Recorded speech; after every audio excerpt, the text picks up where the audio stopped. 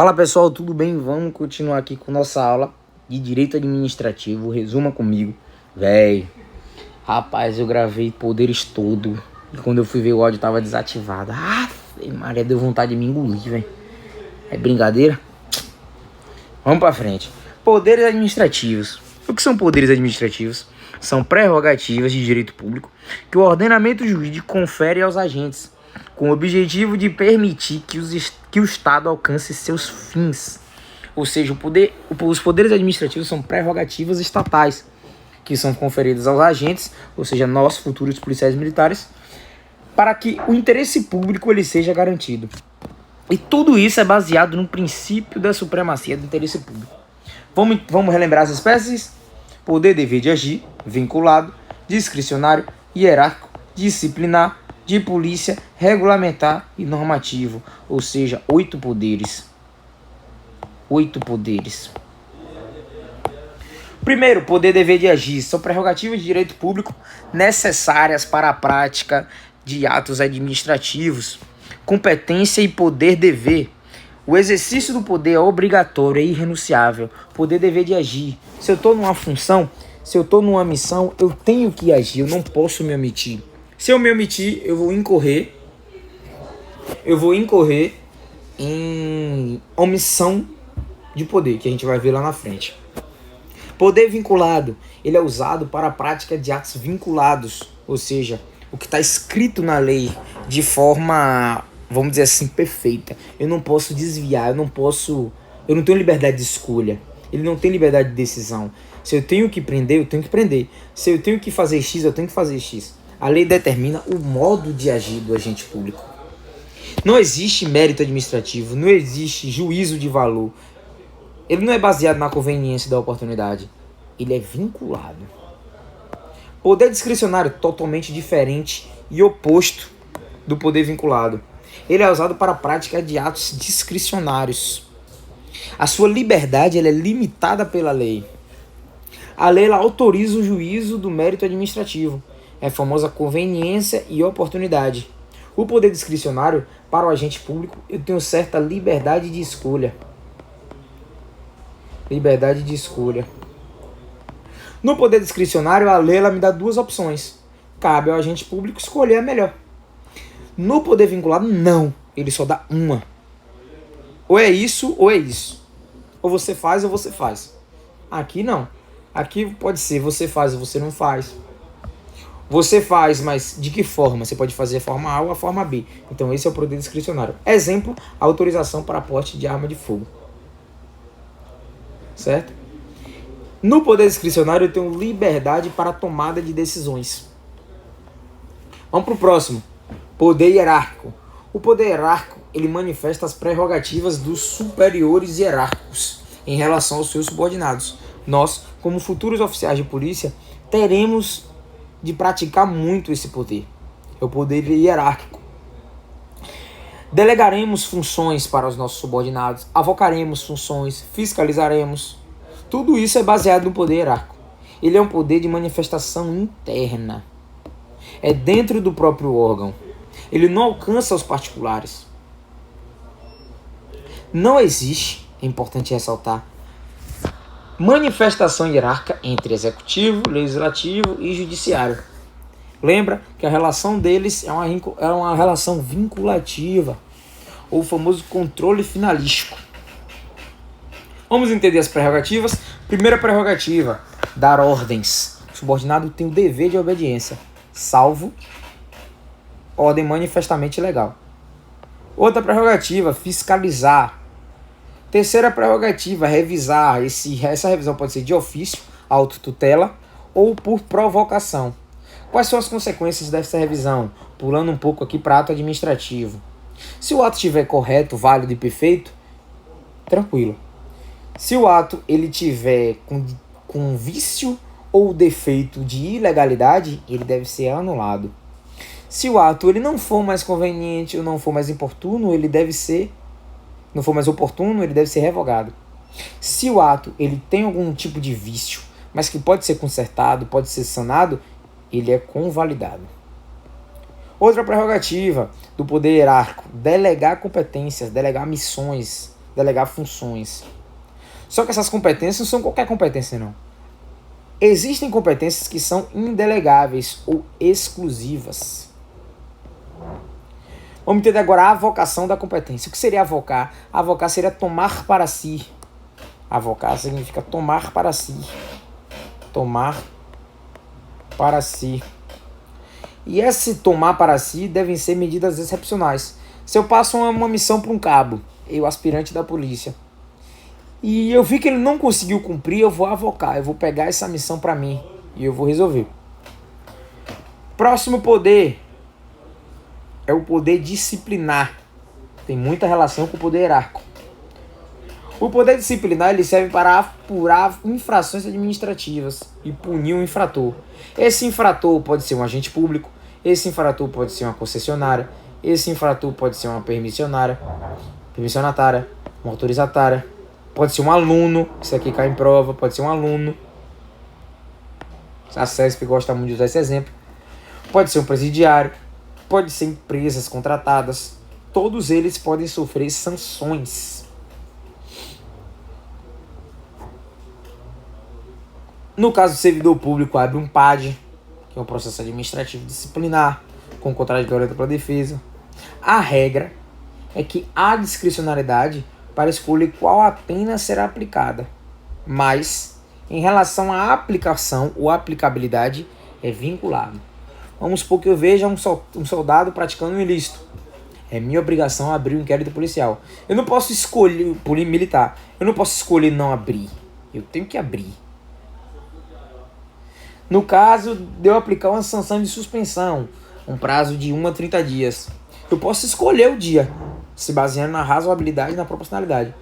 Mas eu tenho que aplicar essa suspensão, entendeu? Então por isso que o poder disciplinar ele é tanto discricionário quanto vinculado. Vamos para o mais gigante e o mais importante, que é o poder de polícia. Power of Policy. O seu conceito está lá no artigo 78 do Código Tributário Nacional. E ele pode ser entendido da seguinte forma. O poder de polícia é a faculdade que dispõe a administração pública, de condicionar, grifes aqui, condicionar ou restringir o uso e gozo de bens, atividades e direitos. Em benefício de quem, gente? Vai ser do particular? Não, vai ser da coletividade, em benefício de todos. O poder de polícia é a limitação da liberdade individual em prol do interesse público. Ele pode ser chamado disso aqui também. Limitação administrativa. É fundamentado na ideia de que o poder é o império do Estado. De que o poder de polícia é um poder extroverso, ou seja, alcança o público externo. Ele só alcança particulares. Em algumas situações, servidores também. Lá no CTN ainda fala em relação aos custos do poder de polícia, que é um custo que a gente não vê, mas paga, que é a taxa de polícia. É uma espécie de tributo. Vamos entender agora os atributos do poder de polícia. Atributos do poder de polícia. Primeiro atributo, discricionariedade. Poxa. Rapaz, que doença foi essa aqui? Discricionário. Discricionário, imperativo, coercitivo e autoexecutório. Deu foi sono, velho. Autoexecutório. Rapaz, explicar cansa, velho. Discricionário, vamos entender. É a liberdade que o Estado tem para decidir quais condutas e quais direitos vão ser limitados. Por exemplo, eu tenho uma discricionalidade na aplicação das penalidades. Imperatividade. A administração pública não depende da concordância do particular para executar os atos de polícia. Ele não precisa da anuência do particular. É imperativo, uma ordem. Autoexecutoriedade. A administração pública ela não depende de autoridade judicial ou prévia autorização para executar os atos de polícia. Exemplo, multa. Imagina se tivesse que ligar toda hora para o juiz, ter que ter a confirmação toda hora do juiz para poder aplicar o poder de polícia. Coercibilidade é o exemplo do uso da força para vencer a resistência dos particulares. No caso do policial precisar usar algema, é o uso da força, que é diferente da violência. O uso da força é usar moderadamente dos meios para controlar a situação. Vamos entender agora a classificação dos poderes de polícia. O poder de polícia ele pode ser originário e ele pode ser derivado. Originário, quando é previsto na CF, é exercido pelo município, estado, DF e União, ou entidades administrativas, entidades ADM, ou entidades estatais ou entidades federais, todas com o mesmo nome. Já o derivado ele é previsto em lei, exercido por personalidade jurídica de direito público da administração pública indireta. Autarquia que pode ser comum ou fundacionais. A regra do poder derivado é que ela é praticada por personalidade jurídica de direito privado da administração pública indireta. Não pode... A regra é que... Última forma. A regra é que a PJ, direito privado, não pode exercer o poder de polícia. A exceção é que empresas estatais podem, quando? Na fase de consentimento e de fiscalização.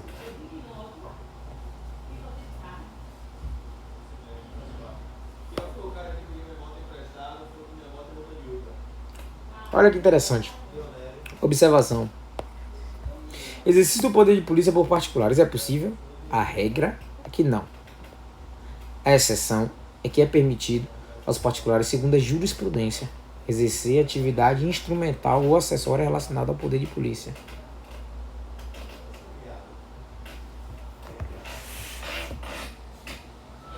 Ciclo de polícia. São fases do exercício do poder de polícia. E a gente pode descrever 4. Ordem, consentimento, fiscalização, sanção. O famoso NOR-CONFISA. NOR-CONFISA. Normatizar ou ordenar. Consentir ou consentimento. Fiscalizar ou fiscalização. E sancionar ou sanção. A ordem de polícia, ela é a criação de uma regra de polícia. Ela pode ser restritiva ou condicionada. Ela está presente em todas as fases. Consentimento é a anuência do Estado permitindo o exercício de atividade. Por exemplo, eu quero colocar ali uma venda de simulados do quadrívio na Praça da Calilândia. Eu quero fazer uma lojinha ali na Praça da Calilândia. Eu preciso da anuência da prefeitura para poder vender o simulado ali. Exercício que é feito de verificação. Verifica o cumprimento, se está sendo feito da forma correta, como estabelecido no contrato e tudo mais. Sanção vai ser a anulação de penalidades, vai ser a aplicação de penalidades. Observação. Pessoa jurídica de direito público, da administração direta e indireta, pode exercer qualquer uma dessas fases do ciclo de polícia. Já as empresas estatais não podem exercer. Apenas a segunda e a terceira.